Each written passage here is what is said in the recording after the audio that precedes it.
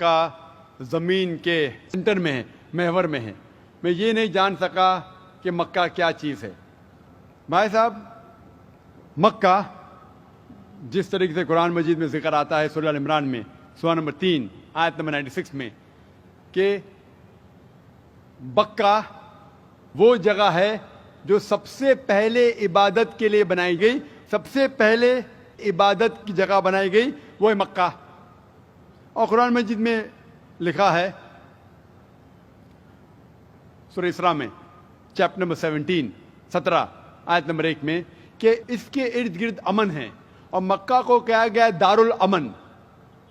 اور جہاں تک کہ سینٹر کا سوال ہے، آپ جب ورلڈ میپ دیکھیں گے، آپ اسکول میں پڑھے ہوں گے ورلڈ میپ آپ کھولیں گے تو آپ دیکھیں گے کہ نارتھ پول اوپر ہے، ساؤتھ پول نیچے ہے، ویسٹ کی طرف ہے امریکہ، ایسٹ کی طرف آپ دیکھیں گے جاپان، سعودی عربیہ جو ہے سینٹر میں، اور مکہ جو ہے، جو سٹی مکہ ہے وہ ڈاٹ آپ دیکھیں گے اوپر اور نیچے بھی سینٹر میں، لیفٹ اینڈ رائٹ میں بھی سینٹر میں. تو اسی لیے ورلڈ میپ آپ دیکھیں گے تو مکہ از ان دا سینٹر، مطلب محور ہے. So that is one of the meanings. But real ہے کیا وہ دارالامن ہے اور وہ امن کی جگہ ہے اور وہ پہلی عبادت کے لیے جگہ بنائی گئی. اللہ سبحانہ و تعالیٰ فرماتے قرآن مجید میں. I see the people means like the bhakt of Allah. They pierce their body and their means they do rally out on the road. What is it actually?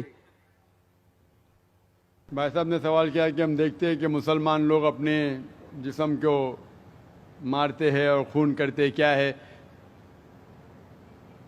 قرآن مجید میں کہا بھی نہیں لکھا ہے کہ مسلمان شوڈ پیئرس دی باڈی. قرآن مجید میں کہا نہیں لکھا ہے کہ اپنے جسم کو مارنا چاہیے. جہاں تک کہ صحیح حدیث ہے، صحیح حدیث میں اللہ کے فرماتے اگر انتقال ہوتا ہے آپ کے گھر والے کا یا کوئی نقصان ہوتا ہے، میکسیمم آپ 3 دن تک سوگ منا سکتے ہیں، 3 دن سے زیادہ نہیں، کیونکہ کسی کا بھی انتقال ہوتا ہے وہ اللہ کی طرف سے ہے. تو انتقال ہونے کے بعد بھی، موت کے بعد بھی اگر آپ کو سوگ منانا ہے، اگر آپ کو یو وانٹ ٹو ویل اینڈ کرائے، میکسیمم 3 days. تو یہ قرآن اور حدیث کے مطابق نہیں ہے، اور کوئی بھی کرتا ہے تو قرآن کے خلاف کرتا ہے. Hope the answers the question. Mic number 1 سے سوال بھائی. My name is Abhinav Kumar and I am a marketing manager. I want to ask you a question that why God has created this universe, us, and if God is one, then why He started with so many religions and coming to a point and contradicting itself in past, now saying that all these things which are in past, like you have said Bhagavad Gita, Ved or Bible or anything, they are not for this time. If I am seeing the scenario in the present scenario, I am thinking that any religion needs to grow up. Anyone, either it is Hinduism, either it is Christianity, either it is Muslim, any religion, Islam. And why God is contradicting itself by saying those things or saying those things in those scriptures? بھائی صاحب کا پہلا سوال کہ خدا نے، ایشور نے ہمیں کیوں بنایا. دوسرا سوال کہ خدا نے اتنے مختلف مذاہب کیوں بنائے، وائی سو مینی ریلیجنس. اور تیسرا سوال خدا کانٹرڈکٹ کیوں کرتا ہے، خدا اختلاف کیوں کرتا ہے، پہلے یہ پہلے وہ، پھر بھگوت گیتا میں، پھر قرآن میں، کیوں ایسا کانٹرڈکشن ہے. 3 سوال برابر. پہلا سوال کہ خدا نے ہمیں کیوں بنایا ہے، اس کے پوری تقریر کیا ہوں میں. Purpose of creation, purpose of creation پوری تقریر ہے میری 1.5-2 گھنٹے کی. سوال جواب کے ساتھ 3-3.5 گھنٹے کی، وقت نہیں ہے، لیکن مین پوائنٹ کہوں گا. اللہ تعالیٰ فرماتے ہیں سورہ ملک میں سورہ نمبر 67 ورس نمبر 2 میں، الذی خلق الموت والحیات، کہ اللہ سبحانہ و تعالیٰ نے موت اور زندگی بنائی تاکہ وہ یہ جان سکے آپ لوگ میں سے کون اچھا ہے. تو test which of you is good in deeds. اللہ سبحانہ و تعالیٰ کے کئی مخلوقات ہیں، سب سے بہترین مخلوق ہے انسان. باقی جتنے مخلوقات ہیں وہ مسلم ہیں, وہ آلریڈی اللہ سبحانہ و تعالیٰ کا کہنا مانتے ہیں. ابھی جو انسان ہیں ان کو اجازت دی گئی ہے, فری ول دی گئی ہے کہ وہ اللہ کی بات مانے یا نہ مانے. Almighty God has given us the free will. Free will دیا گیا ہے کہ آپ چاہو تو اللہ کی بات مانو, چاہو تو نہ مانو. یہ فری ول دینے کے بعد اللہ سبحانہ و تعالیٰ نازل کیا ہے کہ اس دنیا کا ٹیسٹ کیا ہے, the rules and regulations. اس دنیا میں انسان کو کس طریقے سے جینا, یہ لکھا گیا قرآن مجید میں. اگر آپ اللہ کے احکامات کے مطابق چلتے ہیں تو آپ سفلتا پائیں گے اور انشاءاللہ جنت میں جائیں گے. اگر احکامات کے مطابق نہیں چلیں گے تو آپ اس ایگزامینیشن میں فیل ہوں گے اور پھر جنت میں نہیں جائیں گے, دوزخ میں جائیں گے. تو this life is a test for the hereafter. یہ زندگی آخرت کے لیے امتحان ہے. میں آپ سے پوچھوں گا کہ آپ کالج کیوں جاتے, تو آپ بولیں گے گریجویٹ بننے کے لیے. اب میڈیکل کالج کیوں جاتے, تو آپ بولیں گے ڈاکٹر بننے کے لیے. تو ہم یہ دنیا میں آئے ٹیسٹ پاس کرنے کے لیے, کیونکہ اس دنیا میں آنے کے پہلے سورہ اعراف سورہ نمبر 7 آیت نمبر 172 میں لکھا ہے کہ اللہ سبحانہ و تعالیٰ نے ساری انسانیت کو, آدم سے اب تک ساری انسانیت کو from the lines of Adam کھڑا کیا, پوچھا کہ کون ہے عبادت کے لائق, اور سب نے کہا صرف ایک اللہ سبحانہ و تعالیٰ. پھر اللہ تعالیٰ نے پوچھا کہ کون یہ ٹیسٹ کرنا چاہتا ہے, تو انسان ہم بیوقوف تھے جو یہ ٹیسٹ کرنے کے لیے آئے, کیونکہ باقی لوگ جو پتھر, پہاڑ, جانور یہ سب مسلم ہیں, پر ان کے پاس چوائس نہیں ہے. اگر آپ کے پاس چوائس نہیں ہے, فرشتے کے پاس چوائس نہیں, جو بھی اللہ کہتے وہ ان کی بات مانتے. لیکن ہم کو چوائس دینے کے بعد اگر ہم اللہ کی بات مانیں تو ہم فرشتے کے اوپر ہو جائیں گے, اگر نہیں مانیں گے تو فرشتے کے نیچے شیطان کے ساتھ ہوئیں گے. تو ہم نے بولے نہیں, ہم کو تو فرسٹ کلاس فرسٹ آنا ہے, تو آ گئے ہم وہاں پر, ہم اس دنیا میں. ٹھیک ہے, تو یہ ٹیسٹ ہے. اور انسان سب سے اچھی مخلوق, the best creation of Almighty God. So this life is a test for the hereafter. اور اللہ تعالیٰ فرماتے سورہ داریات میں سورہ نمبر 51 آیت نمبر 56, وما خلقت الجن والانس الا لیعبدون, کہ ہم نے جن اور انسان کو نہیں بنایا صرف اللہ کی عبادت کرنے کے لیے, اور عبادت کے لیے اللہ کی بات ماننا ضروری ہے. So this life is a test for the hereafter. یہ جو زندگی ہے آخرت کے لیے ہمارے لیے امتحان ہے. آپ کا سوال نمبر 2 کہ اللہ نے مختلف مذاہب کیوں بنائے. اللہ نے صرف ایک ہی مذہب بنایا ہے, ایک ہی دین, جس کا نام قرآن میں ہے سورہ ال عمران سورہ نمبر 3 آیت نمبر 19 میں, ان الدین عند اللہ الاسلام, the only religion acceptable in the sight of Allah is Islam. صرف ایک ہی دین جو اللہ کے نزدیک صحیح ہے وہ اسلام. اسلام کے معنی ہے امن, پیس. اسلام کے معنی ہے to submit your will to God, خود اپنے خواہش سے اللہ کے احکامات کے مطابق زندگی کو بسر کرنا.